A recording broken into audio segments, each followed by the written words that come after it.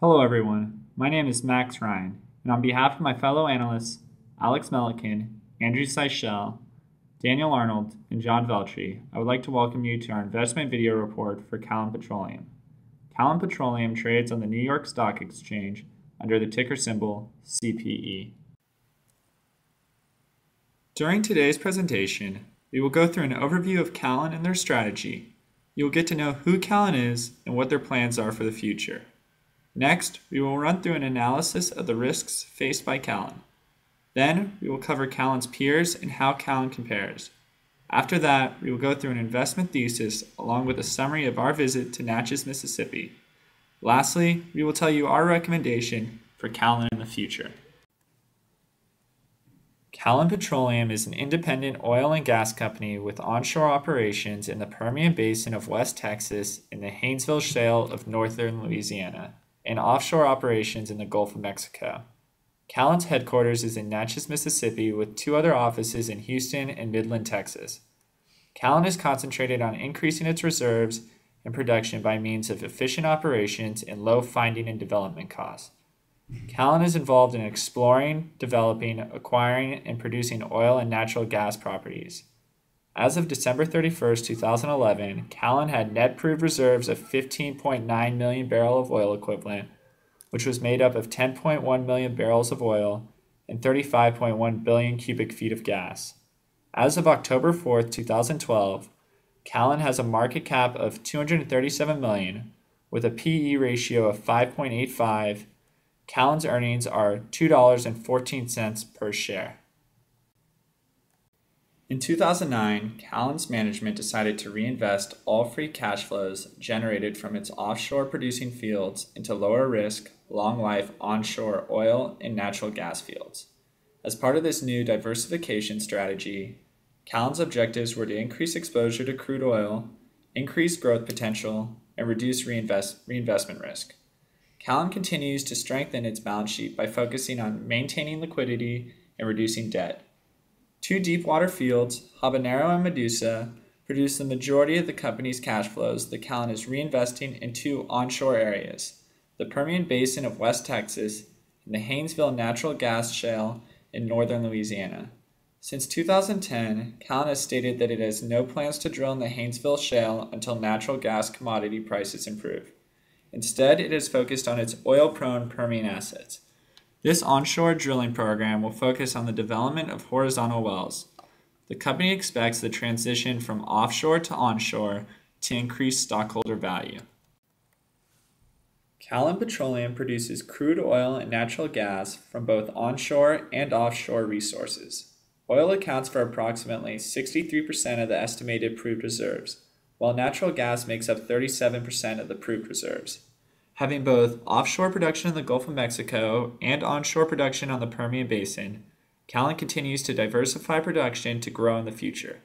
As a result of an increase in the prices of oil, natural gas, and liquids, Callon's total revenue from these products soared in 2011, up 42% from 2010. As part of Callon's 2009 diversification strategy, the company now operates over 24,000 net acres in the Permian Basin. As mentioned previously, Callon is reinvesting all cash flows from their Gulf of Mexico deepwater wells into its onshore programs. Callon's profitability is highly dependent on oil and natural gas prices, which are extremely volatile and cyclical in nature. The prices of oil and natural gas are dependent on uncontrollable factors such as weather, macroeconomic conditions, demand, as well as actions by the OPEC and other governmental agencies. This is the largest operational risk to Callon. Callon's cash flows and production will decrease over time if the company is unable to replace reserves that they have already produced. And finally, the exploration and production industry is extremely capital intensive in nature.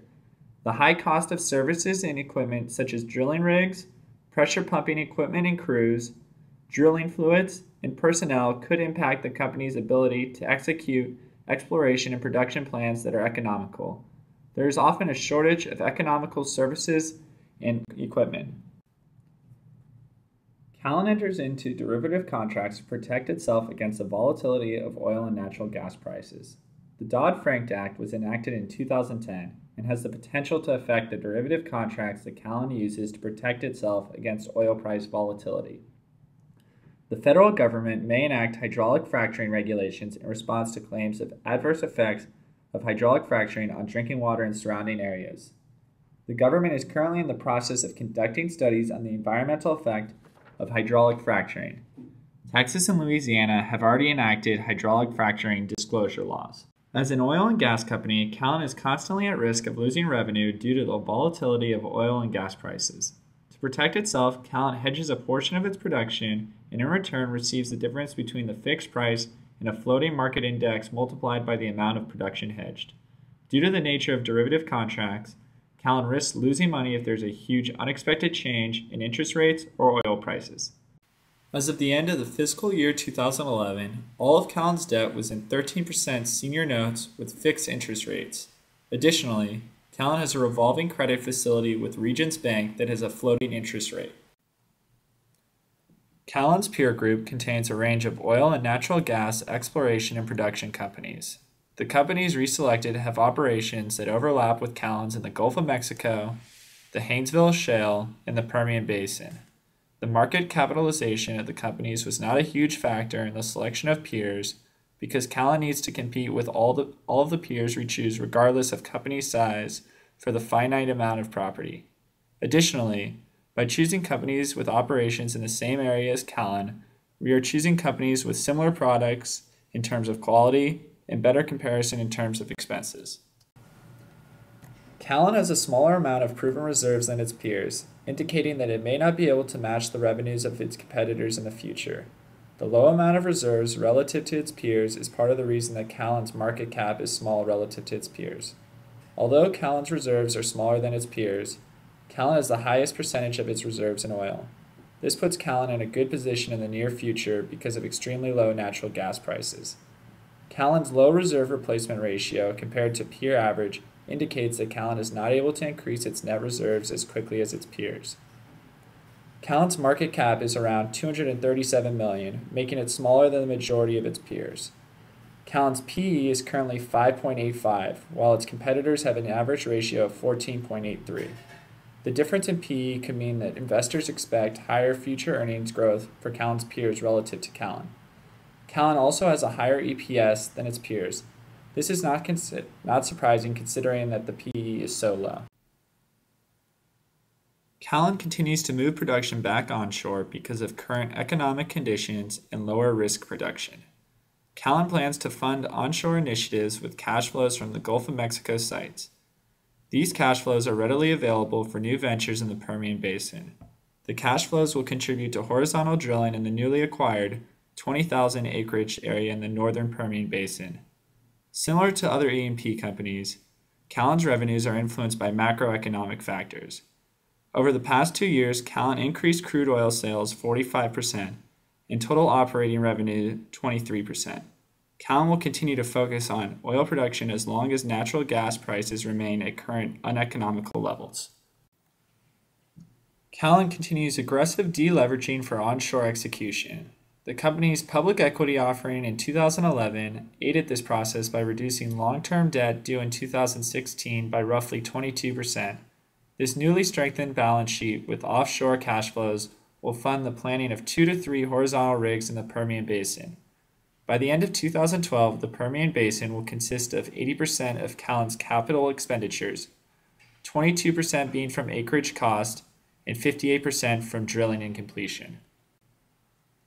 On October 19, 2012, our team traveled to Natchez, Mississippi to visit Callon Petroleum. Here's a picture of our team during our site visit with management. From left to right, we have our IRM Solomon Raymond, Andrew Seichel, Alexander Melican, John Veltri, Callon CEO Fred Callon, Daniel Arnold, Max Ryan, and Callon Treasurer Roger Smith. We determined our 12-month target price by taking the weighted average of net asset value for 3, 5, and 7 years into the future to get a $7 target price. For Callon, the primary driver of this valuation is oil production. Increased oil production leads to higher sales and greater cash flow that can be reinvested for capital expenditures. When modeling for future years, we focused primarily on cash flows and how many wells that amount of cash would allow us to dig each quarter. In addition to digging new wells, free cash flows allows Callon to expand and acquire additional properties, which leads to increased revenues. Callon just had a major acquisition, and if as successful as management anticipates, we project that these free cash flows will be primarily used to dig wells in this expansive new property. Our 12-month target price of $7 compared to the current trading price of $4.40 on November 13, 2012 would lead to a return on investment of 59%. CPE should be considered a market outperform for the next year as the actual price approaches our projected price. Callon does not pay out dividends, so all returns will result from an increase in stock price. The Burkenroad's reports are produced solely as a part of an educational program at Tulane University A.B. Freeman School of Business. The reports are not investment advice, and you should not rely on them in making any investment decision. You should consult an investment professional and/or conduct your own primary research regarding any potential investment. Thank you for listening to our presentation.